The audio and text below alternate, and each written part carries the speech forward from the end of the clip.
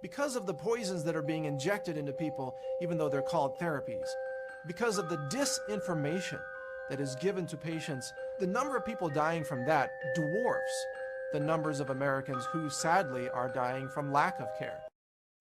Drugs that have been said to be too unsafe to approve by the FDA's own medical reviewers have been approved over their objections and entered into the market, causing the very harms they predicted.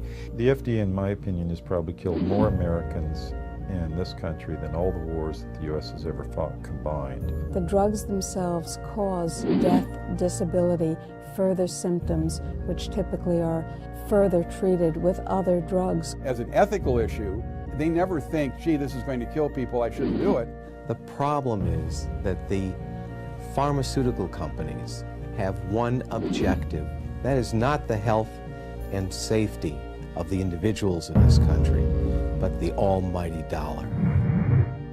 Over $1 billion in the last decade has been spent lobbying the Congress of the United States by the pharmaceutical industry.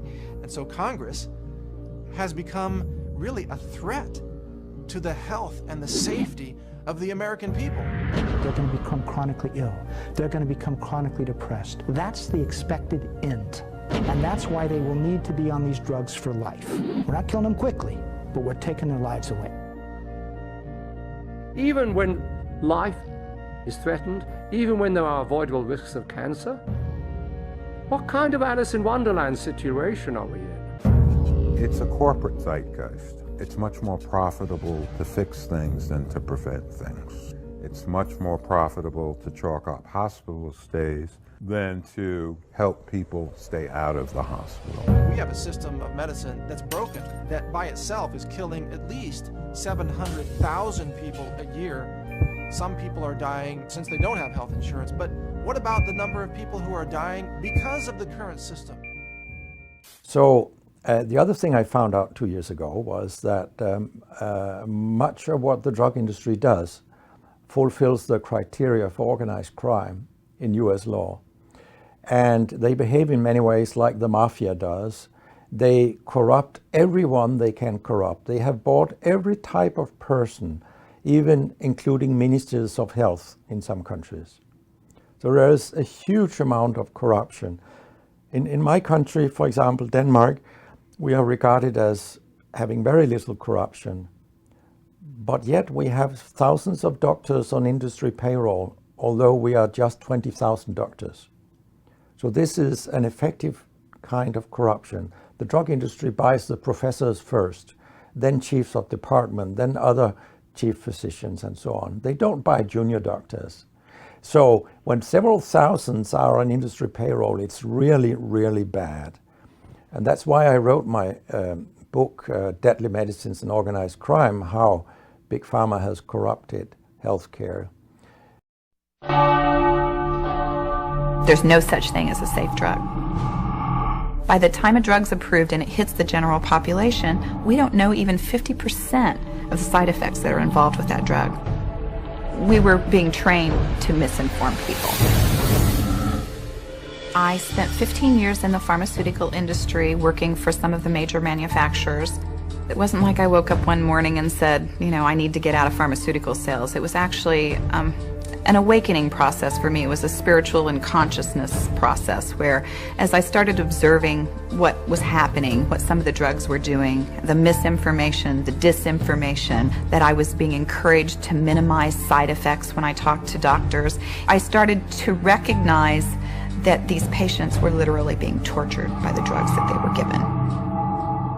What are the secrets, in your opinion, that the medical profession hopes that we never learn as patients, I guess?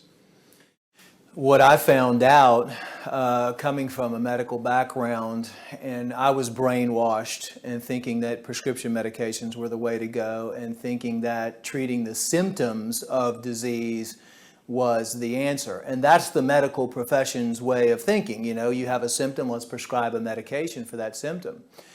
I met a guy that was treating cancer naturally right before I went into medical school. We got in an argument. I was saying he was pretty much a quack. He was saying that I didn't know what I was talking about, that I was being brainwashed. And so he asked me, pick any pharmaceutical medication and break it down and tell me how that's going to benefit the body. So I went to the library, I took 2 or 3 medications, prescription medications, which they never teach you in medical school, you know, how to break down medications. They just teach you how to prescribe medications. And about 2 hours later, I realized that every single thing that I was going to be taught was wrong. I mean, that all these medications are going to cause more and more and more problems in the body. So I went back to him and told him, teach me everything you know. Once we started learning about spiritual component, the mental component, the physical component, and we started looking at what the root cause is, we had a team we assembled, and our main goal was to focus on cancer. And we wanted to find out what everybody was doing currently in the field treating cancer naturally, because if you can get rid of cancer, you can pretty much get rid of any degenerative disease. I mean, that's the hardest one. So as we continued our research and we looked at ozone, went and trained with the people down in Mexico, the doctors in Mexico, and we decided to open up our cancer clinic in 1998 in Houston, Texas. But what we did was all of our research that we had put together led us, and this is what the medical profession hopes you never find out, is that we realized that all disease, including cancer, was due to a toxic overload in the body, and that everybody had a self-healing mechanism, and that when your self-healing mechanism becomes depressed, disease starts to set in. So how we found that all of these toxins that were coming into the body was the main cause of depressing the self-healing mechanism. So we looked at toxins in the air that people were breathing, toxins in the food that people were eating, toxins in the beverages that they were drinking, the toxins being secreted from parasites.